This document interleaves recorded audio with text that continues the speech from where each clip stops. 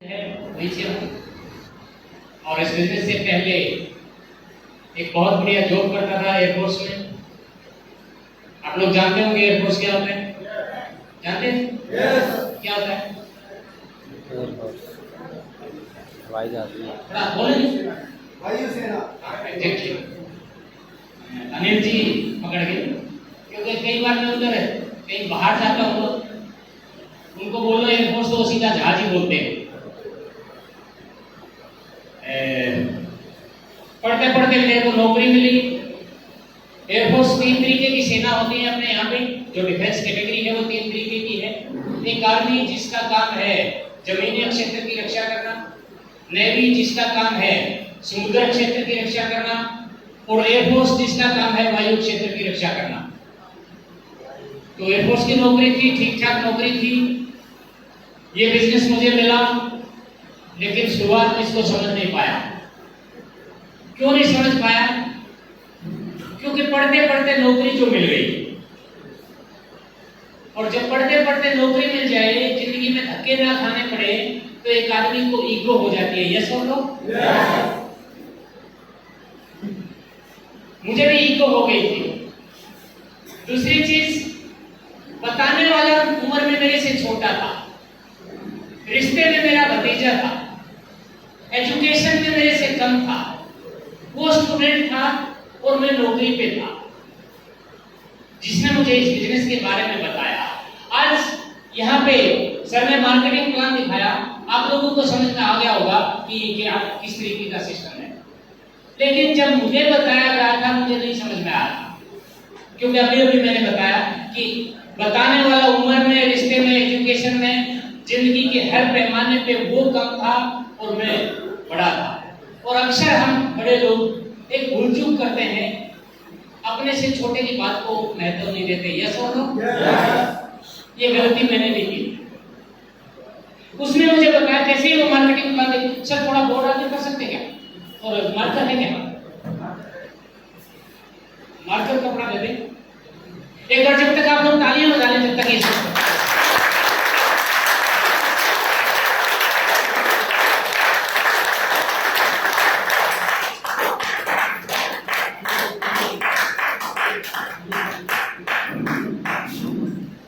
ताली भी बजाने का तरीका होता है, क्योंकि मैं बहुत से हूँ और मेरे 2 साथी और बहुत से थे, एक पुगार साहब और एक और थे।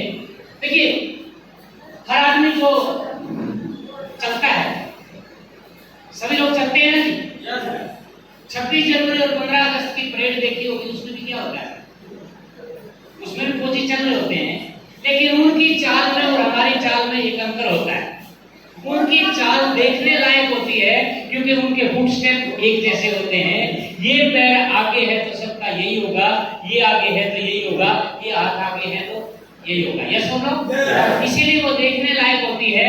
क्यों ना आज हम, मेरी रिक्वेस्ट है, क्यों ना आज हम एक ऐसी ताली बजाएं, इस भाई साहब की अपने को जरूरत ही ना बजे, उस ताली में से ही यदि एक संगीत निकले, एक म्यूजिक निकले, तो आशिम भी समझ में आएगा। तो आइए मिलकर एक बार ताली बजाते हैं, तरीके से, सलीके से। जैसे परेड देखने लायक होती है, ऐसे ही हमारी ताली भी सुनने लायक हो। तो अपने दोनों हाथ ऊपर कीजिए और शुरू कीजिए, और मिलके करेंगे। मैं बोलूंगा, एक आपने ताली बजानी है, 2 ऐसे ताली बजाएंगे, आके ऐसे करें, 1 2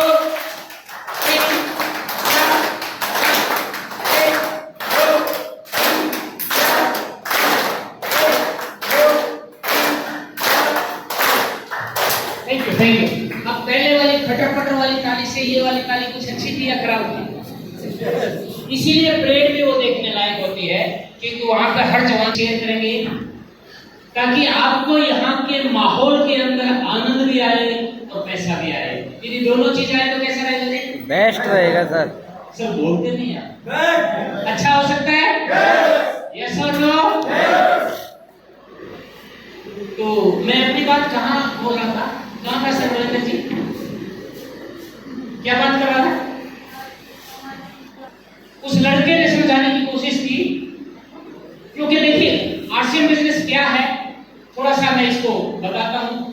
जैसे आज यहाँ पे आप लोगों ने मार्केटिंग प्लान देखा, देखते ही सबसे पहले माइंड के अंदर क्या क्लिक किया कि इसमें पैसा नहीं लगता है। यस और नो?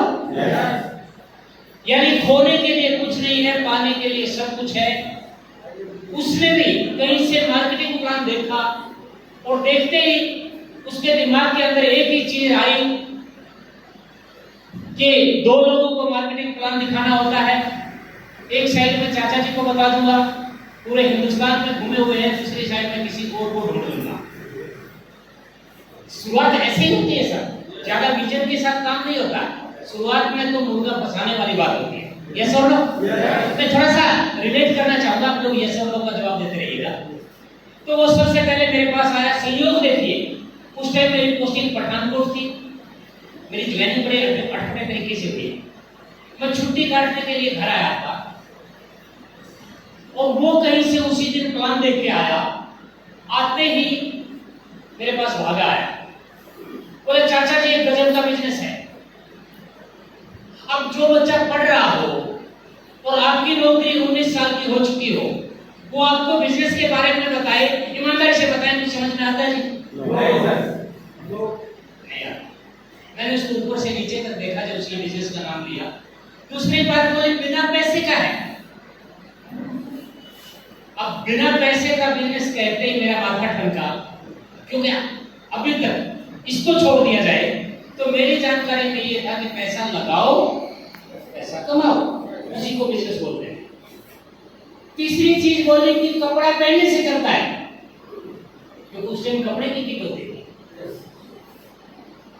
अब कपड़ा पहनने से चलता है तो और माथा ठनका कि यार पूरा हिंदुस्तानी तो कपड़ा पहनता है, मर्यादा है अपना तन ढकने के लिए। यस और नो?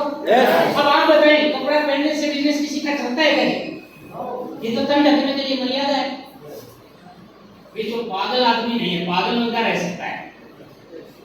साधारण इंसान तो कपड़ा पहनता है या नहीं पहनता? क्या डाउट है क्या?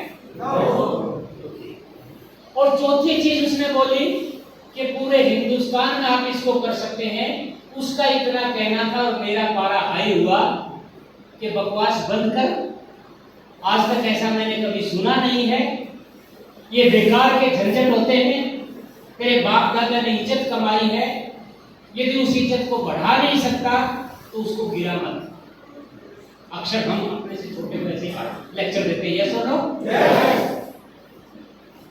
अब मेरी मैडम साथ में बैठी हुई थी, वो मार्केटिंग प्लान सुन रही थी। वो बोली एक बार इसकी बात सुन तो लो, सुनने में क्या जाता है। लेकिन उस टाइम मेरे अंदर एक ईगो बैठी हुई थी, एक रावण बैठा हुआ था। गुस्सा इतना था कि वहां से उठ के चल दिया, बाहर निकल गया और मैडम को बोला कि आप सुन लें। उसने मैडम को बताना शुरू किया कि ऐसे ऐसे बिजनेस है, 3 जोड़ी कपड़े मिलेंगे 1500 रुपए में, 3 जोड़ी कपड़े मिलेंगे, 2 लोगों को ज्वाइन कराएंगे, ऐसे ऐसे आगे बढ़ेगा, नेटवर्क बढ़ेगा। थी तो वो भी फौजी की वाइफ, जिसका काम ही कैंटीन से सामान लेने का होता है। समझ में उसको भी कुछ नहीं आया, लेकिन एक चीज जरूर समझ में आई कि शायद इस लड़के को 1500 रुपए की जरूरत है।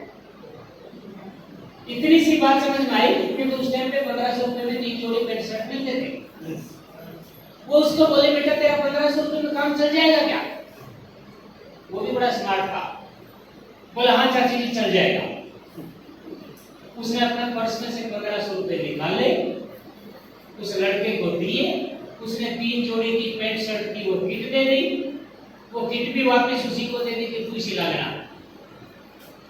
आया तो था चाचा जी को ज्वाइन करवाने, चाचा जी ने मना कर दिया तो यहाँ ई की मात्रा लगी, चाची जी की ज्वाइन करवा दिया।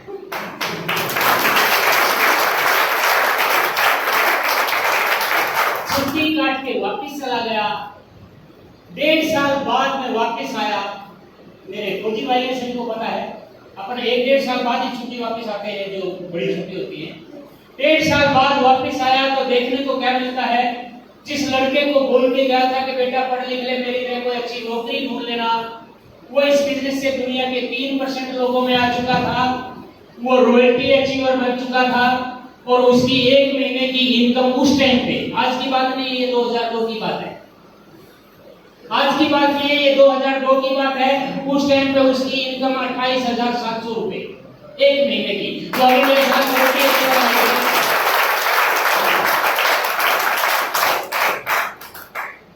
देख के खुशी हुई कि भतीजा कामयाब हो गया।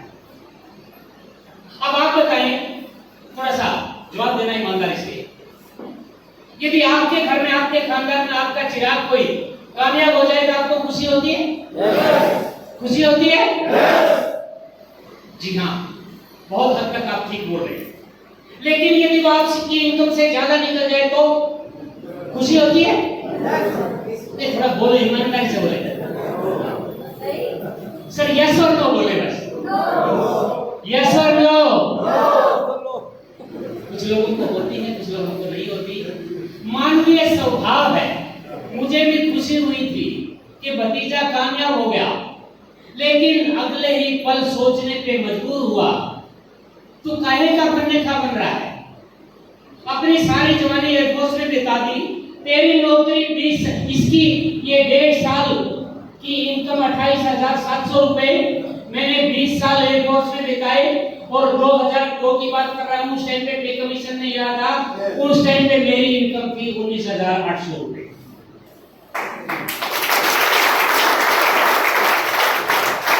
आप लोग ताली बजा के मेरे को गले पे नमक छिड़क रहे हैं। सोचने पे मजबूर हुआ, फिर कुछ तो है। काहे का बनने का बन रहा है? एक बार समझ लिया जाए, समझने में क्या जाता है? यस और नो? यस। उस लड़के को बोला कि बेटा बैठ और मेरे को समझा। सिचुएशन बदल गई। थोड़ा सा समझने की कोशिश कीजिए। सिचुएशन बदल गई। शुरुआत में समझाने वाला वही था, प्लान वही था, कंपनी वही थी, सिस्टम वही था। शुरुआत में उसके सगे चाचा ने इनकार कर दिया। मैसेज आप लोगों के लिए, शुरुआत में जब आप काम करेंगे तो आपके अपने विरोध करेंगे, लेकिन यदि आप करके दिखा देंगे तो सबसे ज्यादा वो आपका सहयोग करेंगे।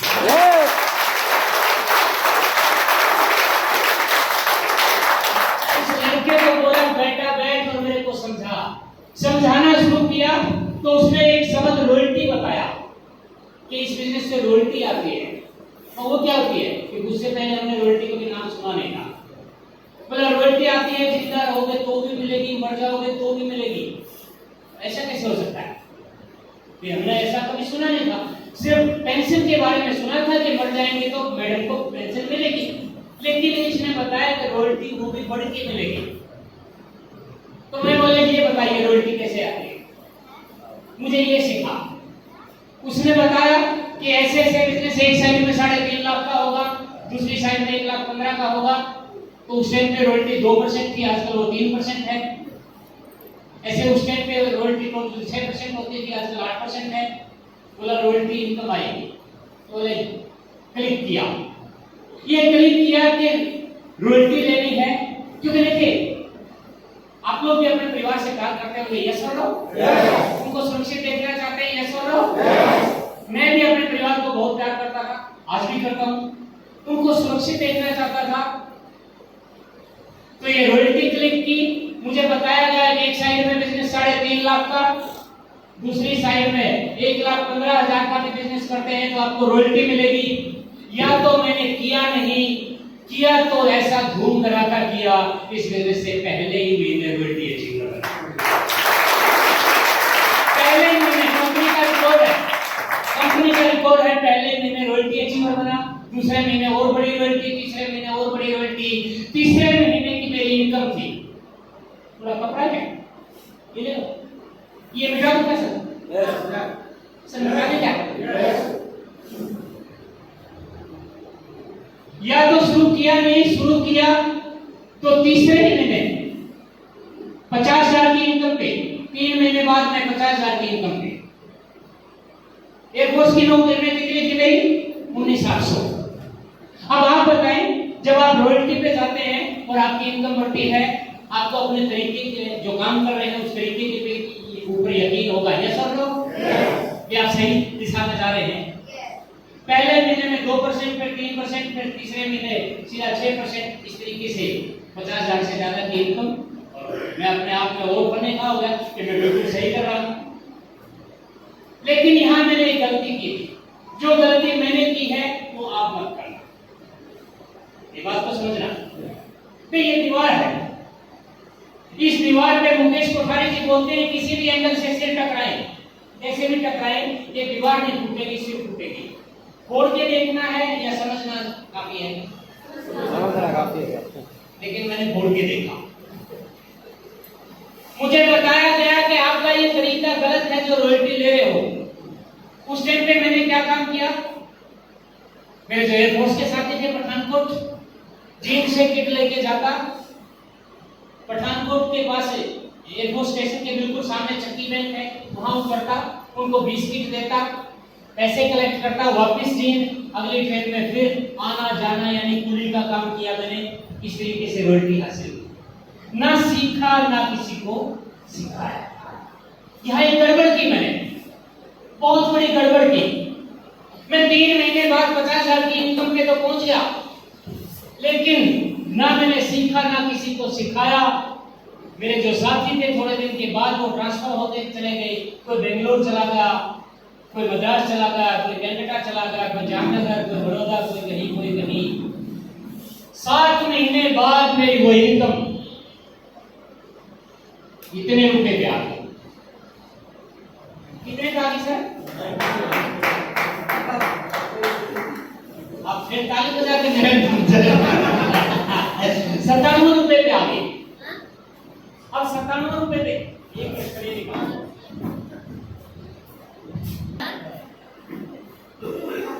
फिर उस लड़के को बुलाया कि आप लोग झूठ बोलते हो, गलत संदेश देते हो। आपने बोला था जिंदा रहोगे तो भी रॉयल्टी आएगी, मर जाओगे तो भी रॉयल्टी आएगी। देख 97 रुपए का कमीशन आया है, इसमें मेरा और मेरी चाची का गुजारा हो जाएगा क्या? और वो उस टाइम पे मुस्कुराया, वो उस टाइम पे मुस्कुराया। उस दिन मुझे समझ में आया असलियत में कि जले पे नमक क्या होता है। सच्चाई बता रहा हूं सर। वो बोला मुस्कुरा क्यों रहा है? बोला अब आया हूं पहाड़ के नीचे। मतलब बोला शुरू दिन से बोल रहे थे कि आप गलत तरीके से रॉयल्टी ले रहे हो, ये किटें बांट रहे हो, यहाँ से जाते हो पठानकोट, किट बांट के आ जाते हो, वापस आ जाते हो पैसा लेके, फार्मों का बिजनेस है। आपको ने बोला था रॉयल्टी चाहिए, रॉयल्टी आ तो गई, टेम्परेरी है, तो क्या करना पड़ेगा? बोले सिस्टम से काम करना पड़ेगा। और कैसे? उसने मेरे को एक एग्जांपल बताया। उसके हाथ में एक पेन था, उस पेन को ऊपर उछाला, जैसे ये नीचे आया है पेन, ये नीचे आया है ना, आपको जवाब उसने मेरे को बोला, उछाल के ऐसे दिखाया, बोला ये नीचे क्यों आया? अब गुस्सा तो आया हुआ था ही। मैंने उसको फिर बोला यार, न्यूटन ने हजारों साल पहले ये सिद्ध कर दिया था गुरुत्वाकर्षण की वजह से कोई भी भारी चीज वो नीचे आती है। आज तो मेरे से कौन सी चीज सिद्ध करवाया? बोला नहीं, एक चीज बताओ, जो आपका हवाई जहाज होता था एयरफोर्स में, वो इससे भारी होता था या हल्का होता था? बोला बहुत भारी होता, तो टनों का वजन होता उसमें। बोला वो ऊपर क्यों जाता है, वो नीचे क्यों नहीं आता? और मेरे मुंह से अचानक निकल गया कि उसके अंदर एक सिस्टम लगा हुआ है। वो लड़का भी बोला आरसीएम में भी परमानेंट रॉयल्टी के लिए एक सिस्टम लगा हुआ है।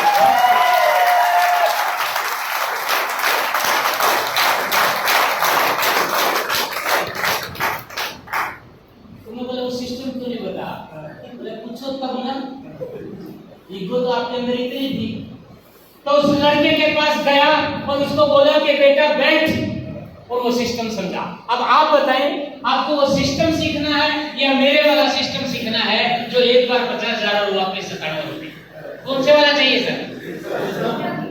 यदि वो सिस्टम सीखना है तो उस सिस्टम से शुरुआत मैंने काम किया, 0 से 50,000 पे गया, और 50,000 से जो मेरा एक महीने का हाईएस्ट कमीशन है वो 4,42,615 है। फैसला हाथ के हाथ में है। कौन सा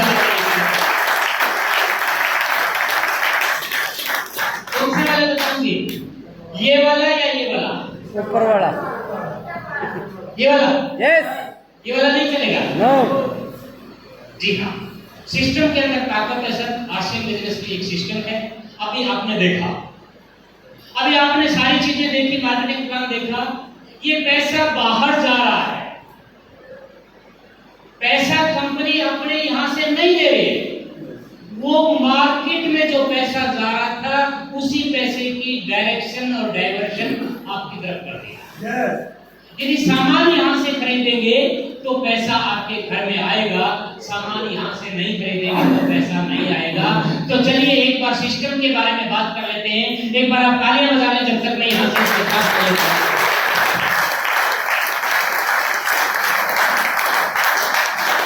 ऐसा समझने की कोशिश करें।